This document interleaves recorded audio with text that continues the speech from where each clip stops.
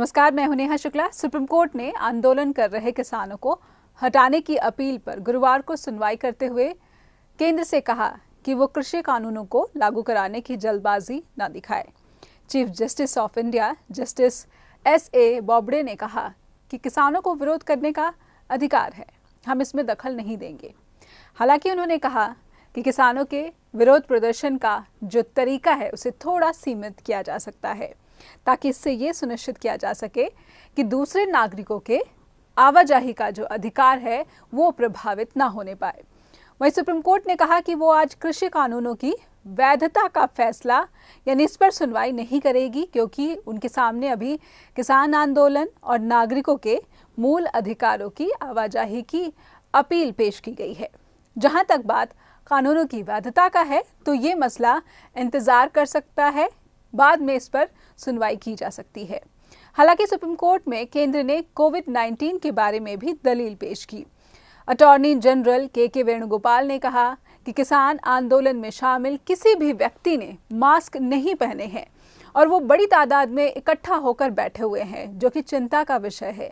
ये लोग गांव में जाएंगे और कोरोना फैलाएंगे। ऐसा करके किसान दूसरे नागरिकों के मूल अधिकारों का हनन कर रहे हैं।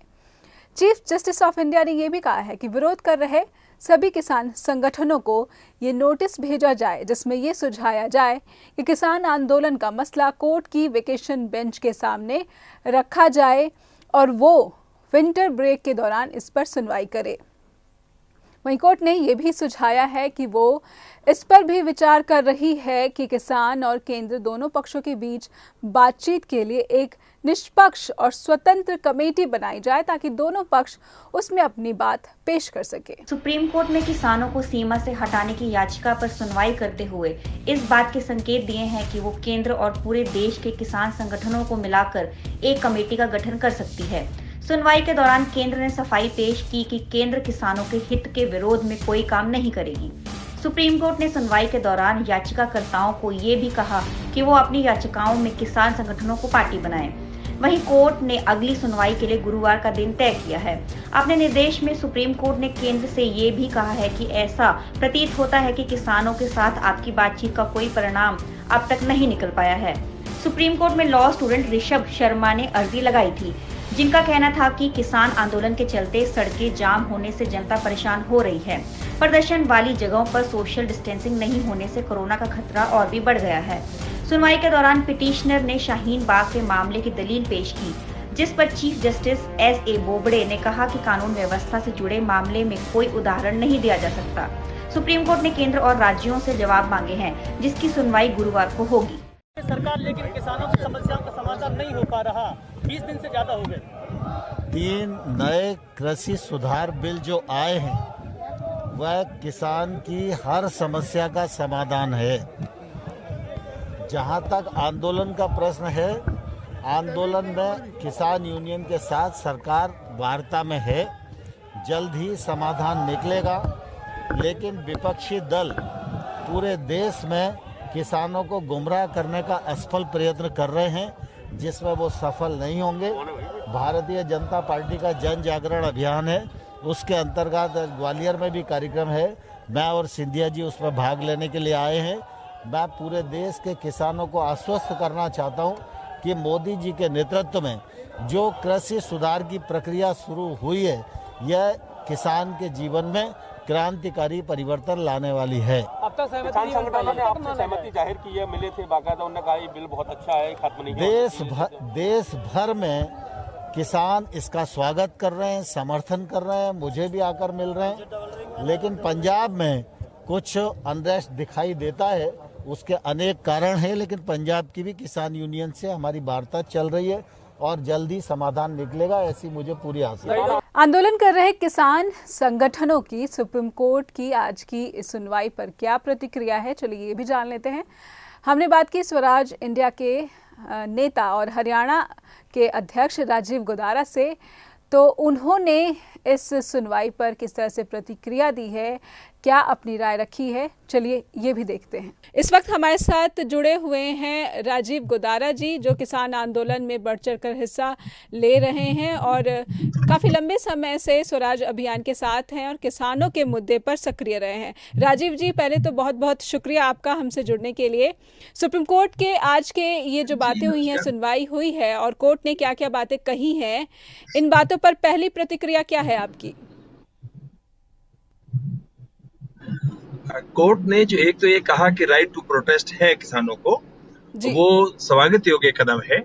सरकार ने ये भी कहा है कि सरकार के कोर्ट के सामने जो बहस में ये बात भी आई कि सरकार ने रास्ता रोका है, किसानों ने नहीं रोका है। और उन्होंने ये भी कहा कि ये जो कहा जा रहा है कि हर तरफ ब्लॉक कर दिया गया है, ऐसी स्थिति तो है नहीं, हर तरफ ब्लॉक की स्थिति नहीं है, तो आप क्यों ऐसा बात कह रहे हैं।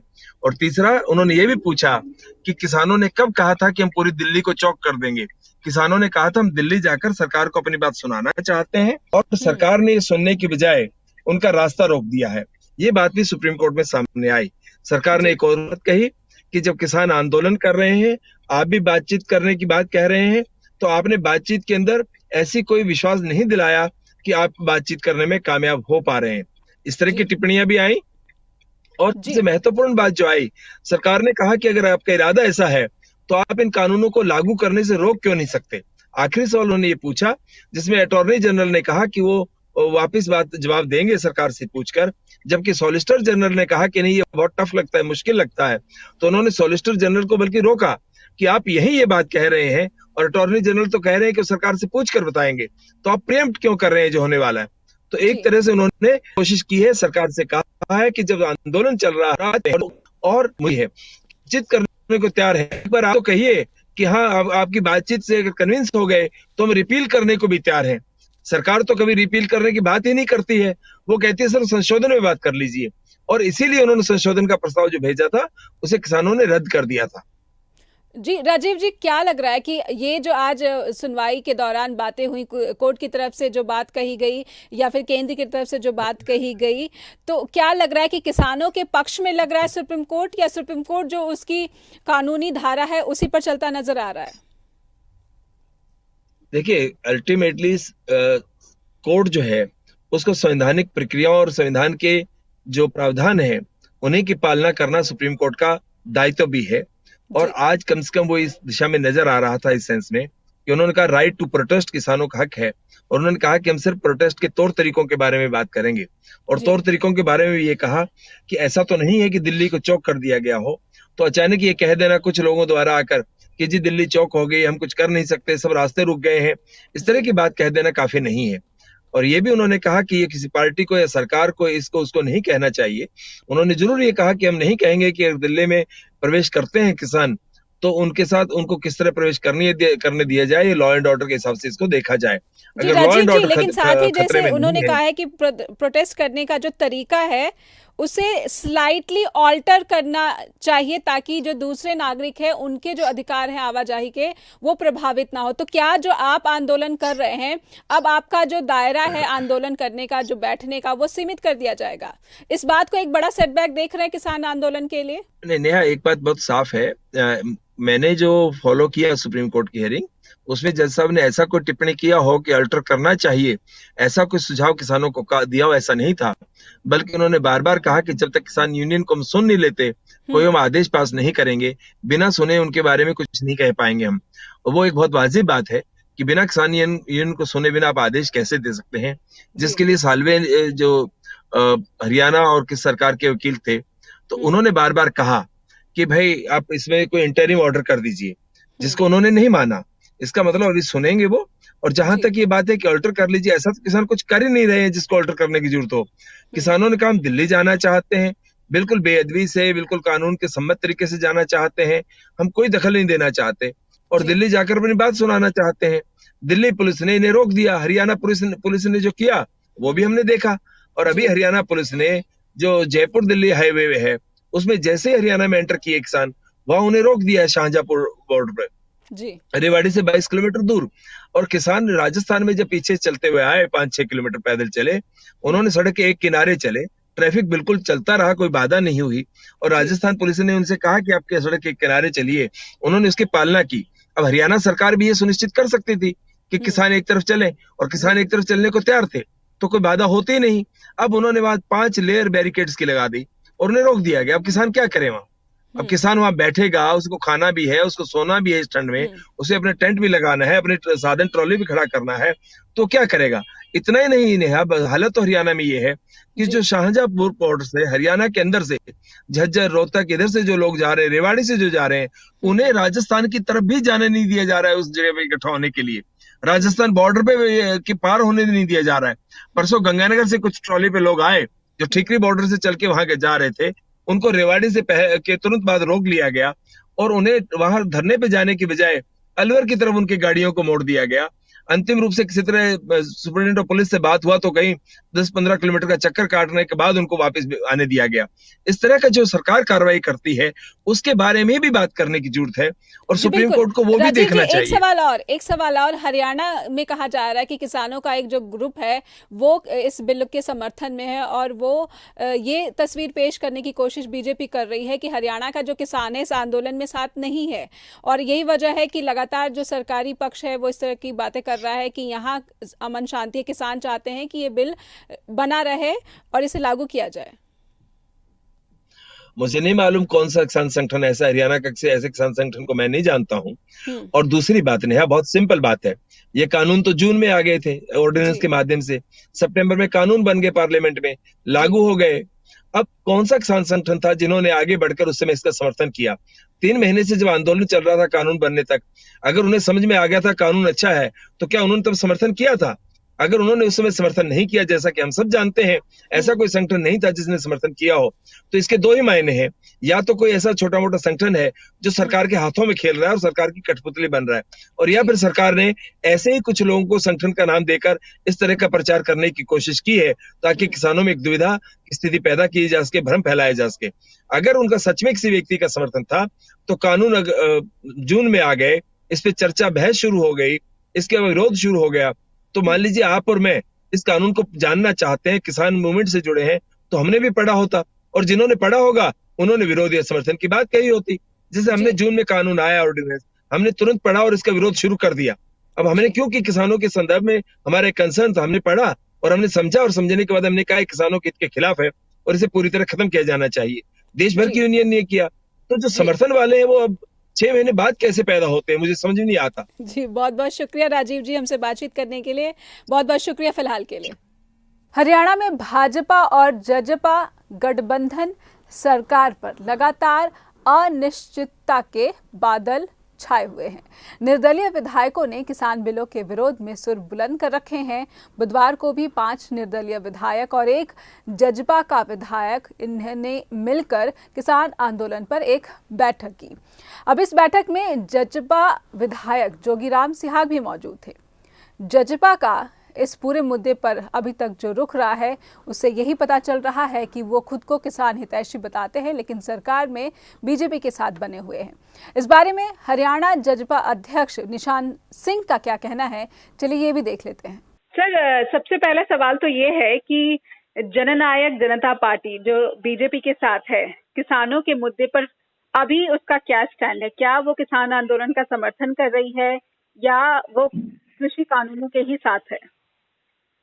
ये पहला तो आपका लफ्ज जो है ये वर्ड मुझे पसंद नहीं कि बीजेपी के साथ है जी। जननायक जनता पार्टी और भारतीय जनता पार्टी ने एक अंडरस्टैंडिंग के तहत सरकार चला रही है। अच्छा, साथ नहीं कह सकते, ना वो हमारे साथ है ना हम उनके साथ जी। एक अंडरस्टैंडिंग होती है जी, जिससे कारोबार भी किए जाते हैं, सरकारें भी चलती हैं, पॉलिटिकल सिस्टम को भी एडजस्ट किया जाता है जी। तो अगली बात पूछो आप। तो सर ये जो किसान, मेरा सवाल मुझे उसका उत्तर नहीं मिला कि क्या जननायक जनता पार्टी किसान आंदोलन के साथ है? जो आंदोलन कर रहे हैं किसान, क्या इसके साथ है? देखिए आप ये चला रहे हैं ग्रुप, समाचार ग्रुप जी। तो आपने बहुत बार डिप्टी चीफ मिनिस्टर साहब का जो है ना वक्तव्य सुना होगा, इंटरव्यू लिया होगा जी। हमारे बाकी लोगों का भी सुना होगा, पार्टी के राष्ट्रीय अध्यक्ष जी डॉक्टर अजय सिंह जी का भी सुना होगा, मैंने भी कहा, हमारे और साथियों ने कहा, दिग्विजय ने कहा जी। हम किसान के पक्षधर हैं, चौधरी रविलाल के विचारों की पार्टी है हमारी, और वो किसान कमेरे के हमेशा पक्ष में हुआ करते थे, छोटे दुकानदार के, बैकवर्ड के, एससी के। तो हम भी उनके नक्शे कदम पे चल करके अपनी बात कह रहे हैं कि हम किसान के पक्ष में हैं, और सरकार को बार बार हमने कहा है, और डिप्टी चीफ मिनिस्टर मिलकर के भी कह करके आए हैं कि आप इस जो ये एक किस्म का एक विवाद, बहुत बड़ा विवाद देश के अंदर चला हुआ है, इसको खत्म करने के लिए उनकी ग्रीवेंसेस को सुने, और उनकी ग्रीवेंसेस को सुन करके उसका बेटर जो हल हो सकता है वो करें। तो हम तो किसान के पक्षधर हैं। तो सर, आप, क्योंकि आपकी पार्टी से ज्यादा उम्मीदें हैं किसानों को, इसीलिए वो किसान उम्मीद कर रहे हैं कि आप खुलकर समर्थन करें, और सरकार में बने रह रहे हैं, तो इस बात का, बीजेपी के साथ बने हुए हैं, इस बात का उन्हें दुख ज्यादा हो रहा है। नहीं, देखिए, फिर आप वही बात कहते हो कि बीजेपी के साथ बने हुए हैं। जी, हम एक अंडरस्टैंडिंग के तहत ये सरकार चला रहे हैं, तो साथ नहीं बने हुए, और ये कोई सोल्यूशन नहीं होता कि हम सरकार में हैं और सरकार में रह करके हम किसान के पक्ष की बात नहीं कर सकते। कोई जो ना अलग हो करके सरकार से कोई ज्यादा किसान की पैरवी करेंगे, अंदर बैठ करके ज्यादा कर सकते हैं। और ये मान के चलें कि हरियाणा सरकार के ये ऑर्डिनेंस नहीं है तीनों, ये तीनों ऑर्डिनेंस जो हैं ये तो केंद्र सरकार लेके आई है, और केंद्र सरकार को हम बार बार कह रहे हैं कि ये इसका जो ये एजिटेशन चल रहा है इसका हल कीजिए। जी, तो दुष्यंत चौटाला जी जब केंद्रीय मंत्री से मिलकर बाहर आए थे, तब उन्होंने ये उम्मीद जताई थी कि जल्दी बैठक हो जाएगी आंदोलन करने वाले किसानों और केंद्र के बीच में, लेकिन ऐसी कोई बैठक नहीं संभव हो पाई। तो क्या जो आकलन कर रहे थे दुष्यंत चौटाला, वो आकलन सही नहीं साबित हुआ? नहीं, केंद्रीय मंत्री से मिलकर के ना कहो, वो केंद्रीय गृह मंत्री से मिलकर के आए, एग्रीकल्चर मिनिस्टर से मिलकर के आए, बाकी अन्य जो कमेटी के सदस्य हैं, उनके मिनिस्टर्स हैं, उनसे मिलकर के आए, सबसे मिलके एक ही बात कही जी। उनको लगा, जो आश्वस्त उन्होंने किया कि ये 5-7 दिन के अंदर जो है ना ये मामला सॉर्ट आउट हो जाएगा। नहीं हुआ तो हमारा प्रयास कंटिन्यू जारी है कि इसको जो है ना इसको सॉर्ट आउट हो, और ये और ज्यादा कोई किसी तरह का नुकसान, जो रोज डेली नुकसान किसानों का, सरकार का, रेवेन्यू का, ये सारा नुकसान हो रहा है, इसकी भरपाई करना बहुत मुश्किल हो जाएगा। तो इसको जो है ना नुकसान को रोका जा सके। जी, बहुत बहुत शुक्रिया निशांत जी, आपने हमसे बातचीत की, बहुत बहुत शुक्रिया। किसानों के आंदोलन में बुधवार का दिन बेहद दुखदायी साबित हुआ, जब करनाल के संत राम सिंह ने किसानों के दुख के चलते आत्महत्या कर ली। 65 साल के संत बाबा राम सिंह करनाल के गुरुद्वारे में ग्रंथी थे, और दुनिया भर में उनके लाखों की तादाद में अनुयायी हैं। संत राम सिंह कुंडली बॉर्डर पर किसानों के धरने में शामिल थे। किसानों के आंदोलन में बुधवार का दिन बेहद दुखदायी साबित हुआ, जब करनाल के संत राम सिंह ने किसानों के दुख के चलते आत्महत्या कर ली। 65 साल के संत बाबा राम सिंह करनाल के गुरुद्वारे में ग्रंथी थे, और दुनिया भर में उनके लाखों की तादाद में अनुयायी हैं। संत राम सिंह कोंडली बॉर्डर पर किसानों के धरने में शामिल थे। बुधवार को उन्हें मंच पर पाठ करना था, इसलिए मंच के पास ही खड़े थे। दोपहर 2:30 बजे उन्होंने अपने ड्राइवर और साथी को कुछ दूर भेजा और अचानक खुद को गोली मार ली। उनका सुसाइड नोट भी मिला है, जिसमें लिखा है, मेरा यह कदम किसानों के हक और सरकारी जुल्म के खिलाफ है। किसानों का दर्द देखकर दुखी हूँ। संत राम सिंह को लोग पानीपत के पार्क अस्पताल लेकर पहुंचे। यहां डॉक्टरों ने उन्हें मृत घोषित कर दिया। उनके निधन का समाचार पाकर हरियाणा के सीएम खट्टर ने कहा कि संत बाबा राम सिंह जी का निधन संत समाज, देश, राज्य और उनके लिए अपूर्णीय क्षति है। यह अत्यंत दुख का क्षण है। बाबा जी की आत्मा परमात्मा में विलीन हो। हम उनके दिखाए मानव कल्याण के मार्ग पर चलने को संकल्पित हैं। यही उनके प्रति सच्ची श्रद्धांजलि होगी। चंडीगढ़ प्रशासन की पुलिस रिफॉर्म्स कमेटी ने गुरुवार को जनता से सुझाव मांगे। इस दौरान लोगों ने अपने सुझाव में पुलिस तंत्र में व्याप्त भ्रष्टाचार, महिलाओं से जुड़ी घटनाओं और साइबर क्राइम से जुड़ी जांच में पुलिस की खामियों पर चिंता जताई, जिस पर पुलिस रिफॉर्म्स कमेटी के चेयरमैन केवी सिंह ने कहा है कि वो सभी सुझावों को प्रशासन के सामने अपनी रिपोर्ट में पेश करेंगे। पुलिस तंत्र में कई खामियां होती हैं, इसे लेकर समय समय पर कई बार सवाल भी उठ खड़े होते हैं। इसी बात पर चंडीगढ़ प्रशासन की तरफ से पुलिस रिफॉर्म्स कमेटी का गठन किया गया है, जिसके चेयरमैन केवी सिंह हैं। केवी सिंह ने आज चंडीगढ़ प्रेस क्लब में बैठक की और सभी पुलिस रिफॉर्म्स को लेकर सुझाव दिए। पुलिस तंत्र में भ्रष्टाचार की बात करें, लोगों से तालमेल बिठाने की बात हो या महिलाओं से जुड़ी घटनाएं हो या साइबर क्राइम की बात करें, ये सारी खामियां पेश की गई। पुलिस विभाग में अब भी पुराने समय के हिसाब से ही काम चल रहा है, जिस कारण लोगों को तकलीफों का सामना करना पड़ रहा है और इसे ठीक किए जाने की दरकार है। पुलिस रिफॉर्म्स कमेटी के चेयरमैन केवी सिंह ने कहा है कि उन्होंने सभी के सुझाव ले लिए हैं। ये सुझाव काफी फायदेमंद है, जिन्हें वो अपनी रिपोर्ट में शामिल करेंगे। आपको बता दें कि चंडीगढ़ प्रशासन ने पुलिस रिफॉर्म्स को लेकर कमेटी का गठन किया था, जिसके चेयरमैन केवी सिंह हैं, जो इस बारे में अपनी विस्तृत रिपोर्ट प्रशासन के समक्ष रखेंगे। बड़े यूजफुल और बड़े वेरी टू द पॉइंट सुझाव मिले हैं और मैं कोशिश करूंगा कि इनको अच्छी तरह से इनकी रिपोर्ट बना के अपने सबमिट करूँ। सर, एक यहाँ पे महिला सेल भी अलग से मांग उठी है, क्या उस पे काम होगा, साइबर सेल पे, इन दोनों चीज़ों पे? तो पुलिस स्टेशन तो ऑलरेडी एग्जिस्ट करता ही है, उसका थोड़ा हम और उसमें पुलिस के जो है फीमेल कॉन्स्टेबलरी है, पर्सनल है, उसको और ऐड कर सकते हैं, सो दैट वो स्ट्रॉन्ग वुमेन पुलिस स्टेशन बने। फिर साइबर सेल की भी बात जो उठी, साइबर सेल भी, क्योंकि आने वाले टाइम में साइबर सेल जो है, साइबर क्राइम काफ़ी होगा, तो इसके बारे में भी वी कैन थिंक कि भी क्या कैसे स्ट्रेंथन करना है और क्या इसका करना है।